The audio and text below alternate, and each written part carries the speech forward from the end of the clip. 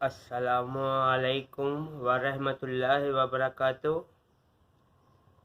OMG film में जो पारिश रावल साहब ये कह रहे हैं कि जब बच्चा पैदा होता है तो उसके बारे में पहले से कह दिया जाता है कि मंगले के जो भी है। तो जो बच्चा पैदा होने की बात की गई है वो कुरान पाक की आयत है, और आयत का तर्जुमा है कि जब बच्चा पैदा होता है तो उससे पहले अल्लाह ताला उससे एक अहद लेते हैं,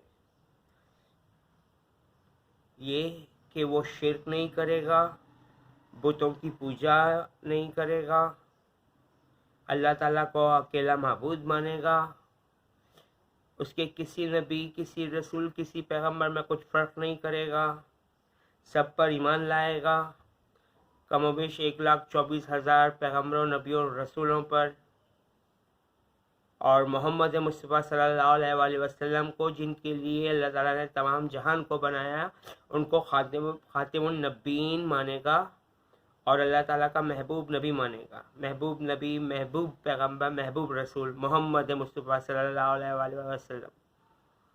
और ये कि किसी पर जुल्म नहीं करेगा और सारी ज़िंदगी अच्छे और नेक कामों में गुजारेगा। और चूँकि उसका नामा अमाल पहले से ही लिख दिया जाता है, क्योंकि अल्लाह ताला को तमाम जहान का हर चीज़ का इल्म है। ज़मीन में कीड़े को रोज़ी कैसे देनी है अल्लाह ताला को उसका इल्म है। आसमान से क्या चीज़ बरसने वाली है अल्लाह ताला को उसका इल्म है। दज्जाल दुनिया में आके क्या क्या काम करेगा अल्लाह ताला को उसका भी इल्म है। दज्जाल को छूट दी गई है, मोहलत दी गई है। और जो हदीस मौजूद है इस हवाले से कि बच्चा, जो पारिश रावल साहब ने जो बात की है कि बच्चा पैदा होता है तो रोना शुरू कर देता है, सांस तो लेने दो, तो जो सांस तो लेने दो और जो रोता है तो उसके हवाले से हदीस मौजूद है। और हदीस है कि जब बच्चा दुनिया में पैदा होता है तो वो रोना शुरू कर देता है, तो हदीस मौजूद है इस हवाले से कि उस वक्त उसे शैतान आकर छूता है। और हदीस ये भी मौजूद है कि जब बच्चा पैदा हो तो फ़ौरन उसके कानों में अजान दो, यानी कि जो मुसलमानों की अजान है वो।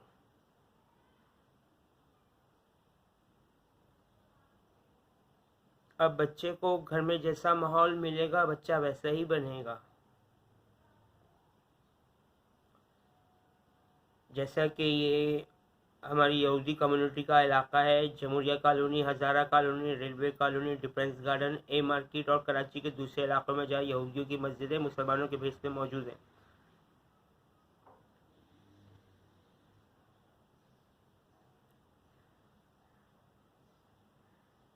तो वहाँ पर यहूदी मुसलमान उलमाए कराम के भेस में मासूम बच्चों को गुमराह कर रहे हैं,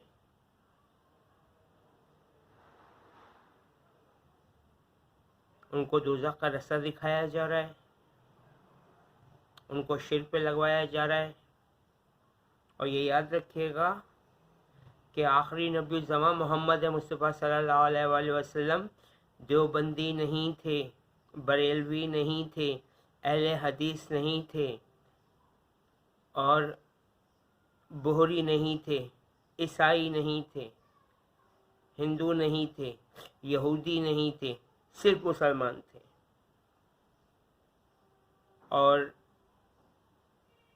मैं चूँकि हज़रत मोहम्मद मुस्तफ़ा सल्लल्लाहु अलैहि वसल्लम को खातिमुन नबीन मानता हूँ,